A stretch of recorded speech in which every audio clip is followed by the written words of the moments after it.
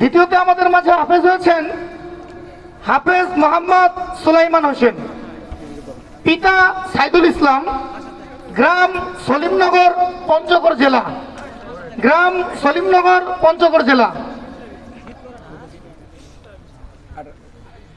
জি, আমাদের মাঝে তিনজন এবছর পাগড়ি নিবে।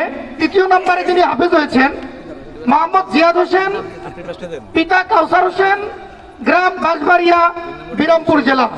গ্রাম বাঁশবাড়িয়া, বিরামপুর জেলা।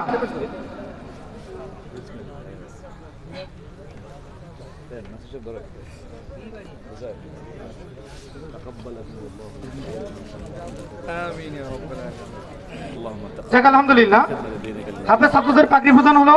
আমাদের যে হাফেজ সাহেব এদেরকে কষ্ট করে পড়িয়েছেন, সে হাফেজ সাহেবের মাথায় রুমাল তুলে দিচ্ছেন অত্র প্রতিষ্ঠানের পরিচালক এবং পেদারটেক মাদ্রাসার মুহতামিম মোহাম্মদ আব্দুল জামিল সাহেব,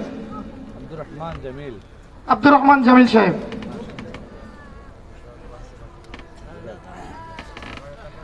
আমাদের অত্র মাহফিলের শ্রদ্ধেয় ভাজন